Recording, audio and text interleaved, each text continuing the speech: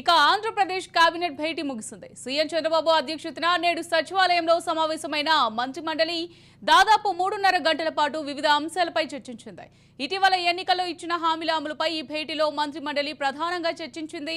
ఈ భేటీలో కేబినెట్ పలు కీలక నిర్ణయాలకు ఆమోదం తెలిపింది. సీఎంగా బాధ్యతలు చేపట్టిన వెంటనే చంద్రబాబు సంతకం చేసిన మొదటి 5 ఫైళ్లకు తాజాగా కేబినెట్ గ్రీన్ సిగ్నల్ ఇచ్చింది. మెగా డిఎస్సీ, ఆసరా పెన్షన్ల పెంపు, అన్న క్యాంటీన్ల పునరుద్ధరణ, skill census, land titling act రద్దుకు మంత్రిమండలి పచ్చజెండా ఊపింది.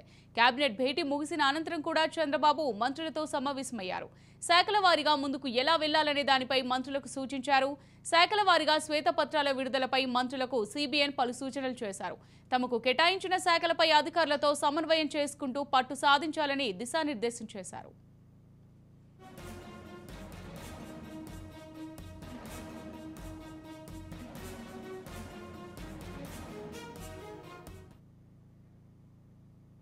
రైట్, కేబినెట్ భేటీకి సంబంధించి మరింత సమాచారం మా ప్రతినిధి శ్రీనివాస్ అందిస్తారు. శ్రీనివాస్,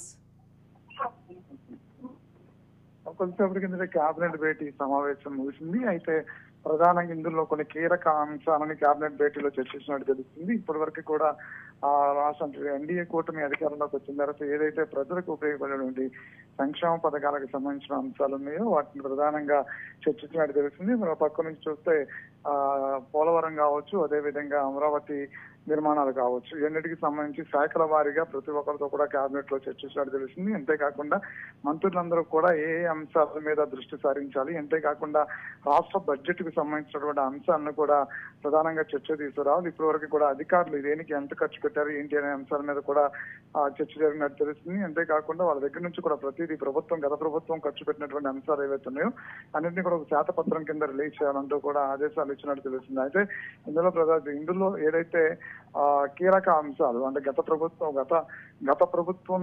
ప్రభుత్వం హయాంలో ఉన్నప్పుడు జరిగినటువంటి ఏవైతే అవకతవకలకు సంబంధించిన అంశాలు ఏవైతే ఉన్నాయో వాటి మీద కూడా దృష్టి సారించాల్సిన పరిస్థితి ఉంది. అధికారులకు దానికి సంబంధించి ఎప్పుడు అధికారుల దగ్గర నుంచి నివేదికల్ని పూర్తి స్థాయిలో రప్పిస్తుందని కూడా చెప్పినట్టు తెలుస్తుంది. అంతేకాకుండా ఇటు మహిళలకు ఇస్తానటువంటి ఏదైతే సూపర్ 6 ఏదైతే ఉందో అందులో భాగంగా ఇప్పటికే కొన్ని ఫైల్స్ మీద సంతకం పెట్టడం జరిగింది. రానున్న రోజుల్లో వచ్చే నెల 1వ తారీఖునే పూర్తి స్థాయిలో 4,000 రూపాయల పెన్షన్ ఇస్తాము ఎన్డీఏ కూటమి అధికారులకు ఇస్తామని చెప్పినటువంటి అంశం ఉందో ఆ పెన్షన్ దానికి సంబంధించి ఈ నెల ఇవ్వాల్సినటువంటి పెన్షన్, అదేవిధంగా కొత్తగా ప్రభుత్వం ఏర్పడిన తర్వాత ఇస్తానని చెప్పిన పెన్షన్ 7,000 పెన్షన్ కూడా 1వ తారీఖు అందజేసే విధంగా కూడా ప్రణాళిక సిద్ధం చేయాలని చెప్పడం కూడా మంత్రుల సమావేశంలో చర్చించినట్టు తెలుస్తుంది. అంతేకాకుండా ఏదైతే కీలకమైనటువంటి బిల్లుల మీద అయితే సంతకాలు పెట్టారో వాటన్నిటి మీద దృష్టి సారించడమే కాకుండా రానున్న అసెంబ్లీ సమావేశంలో పూర్తిగా వాటిని అసెంబ్లీలో ప్రవేశపెట్టి పూర్తిగా వాటి మీద చర్చ జరపడమే కాకుండా వాటి మీద ఆమోదం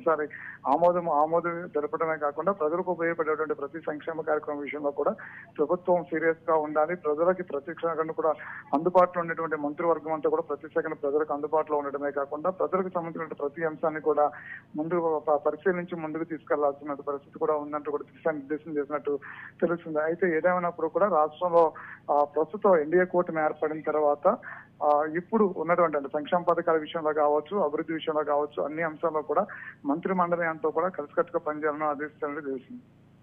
రైట్ శ్రీనివాస్, ఈ కేబినెట్ భేటీ అనంతరం మంత్రి మండలితో అయితే చంద్రబాబు భేటీ అయ్యారని తెలుస్తోంది. మరి మంత్రి మండలికి ఎలాంటి అంశాలపై దిశానిర్దేశం చేసినట్టు అనుకోవచ్చు?